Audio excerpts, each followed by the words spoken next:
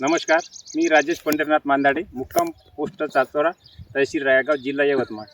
आणि आज आपण आलेलो आहोत चाचोरा येथील प्रगतशील शेतकरी सूरजभाऊ लेनगुरे यांच्या शेतावर. आणि त्यांनी पहिल्याच वेळेस असा निर्णय घेतला का त्यांनी 12च्या 12 पार्टीमध्ये आणलं 12 एकर आणि पूर्ण बेड पाडून त्यांनी कपाशीची बेडवर लागवड केलेली आहे. आणि त्यांचं कराचं नियोजन त्यांनी पूर्ण आपण त्यांच्याकडूनच जाणून घेऊ की हे कपाशी कोणची आहे आणि त्यांनी आतापर्यंत जे नियोजन काय काय केलं त्याची आपण त्यांच्याकडूनच माहिती जाणून घेऊ. तर नमस्कार सूरज भाऊ. नमस्कार. तर आता सांगा आपलं काही हे क्षेत्र म्हणजे हे प्लॉट किती एकराचा आहे? पूर्ण 12 एकर. पूर्ण 12 एकर म्हणजे पूर्ण इकडे लंबा पूर्ण. गेला माझा पट्टा. आता हे 6 एकर 7 एकराचा तिकडे आहे. 12 एकर तर 12 एकरामध्ये पूर्ण आपली कपाशीच लागवड आहे पूर्ण का? कपाशी. पूर्ण कपाशी आणि तूर दोनच लागवड आहे हो. म्हणजे याच्यामध्ये. कपास तूर. तर साधारण आपली लागवड किती तारखेची आहे? 10 जूनची. पण 10 जूनची लागवड, पण पाऊस 22 लीट. म्हणजे आपण धूळ पेरणी केली माझी उगाडीमध्ये. म्हणजे टोकन कसलंही उगवण पुरतं तणनाशक न मारता डायरेक्ट आपण उगाडीमध्ये टोकन यंत्रानं लागवड केली. त्यानंतर 22 जूनला पाऊस आला. तर मग उगवण शक्ती कशी वाटली? उगवण शक्ती बेडवर चांगली वाटली. म्हणजे यासाठीचा फायदा समजायचा तुम्हाला वाटला. तर जसे तुम्ही पहिले पारंपरिक शेती करत होते आणि यावर्षी एसआरटी मध्ये आणलं तुम्ही, तर तुम्हाला कसं वाटते का तुमचा खर्च म्हणजे किती वाचून राहिला पाहिजे मध्ये, आणि समोरच्या यातून काय वाटतं तुम्हाला याची प्रतिक्रिया? खर्च म्हणजे दरवर्षीपेक्षा खर्च खूप कमी आहे. बाई नाही. हो.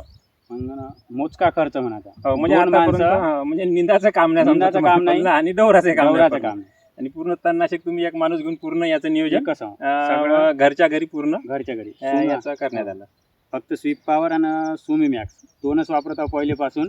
असं का? म्हणजे पहिल्या वेळेस पण तुम्ही शिपॉवर आणि सुमी मॅक्स या दोनच वापरता. म्हणून तुमच्या आता शेतकरी बंधूंनो तुम्ही कपाशी पाहू शकता.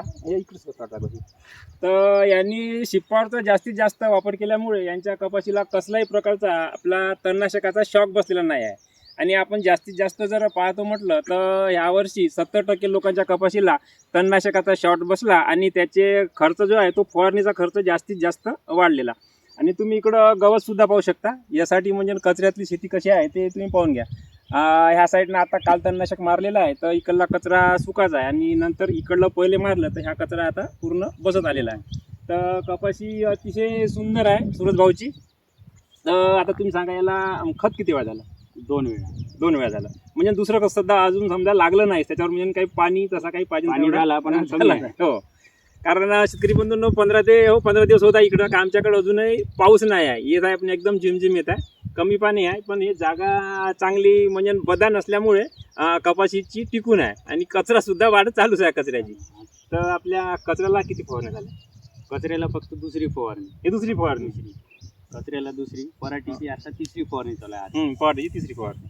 कचऱ्याला पहिले एवढी पराठी असताना एक वेळा मारलं.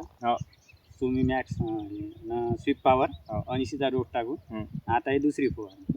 दोनच फवारण्या झाल्या त्यांना. आणि अर्धी खर्च कमी, अर्ध्यापेक्षा कमी म्हणाला. म्हणजे तुम्ही असं समजा का समाधानी आहे यासाठी करून दरवर्षी जी शेती आहे त्यापेक्षा? हो. आणि आता पुन्हा ह्यावर्षी तुम्ही बेड केलंय, पुढच्या वेळी तुमचा पुन्हा म्हणजे पूर्ण उन्हाळ्याचा खर्च ते सुद्धा पैसे आपल्या खिशात राहील. म्हणजे त्याच्यातून आपलं खत किंवा बियाणं असं होऊन जाईल. तर शेतकरी बंधूंनो अशी ही सूरजभाऊ लेनगुरे यांची शेती आहे आणि अतिशय स्टँडर्ड आणि चांगली शेती आहे. इरिगेशनमध्ये पूर्ण 12 एकर यांचं शेत आहे आणि पूर्ण त्यांनी एसआरटी खाली आणला. आणि तसं आपल्या चाचुऱ्यामध्ये नाही म्हणत आता 40-50 एकरापर्यंत एसआरटीला सुरुवात झालेली आहे.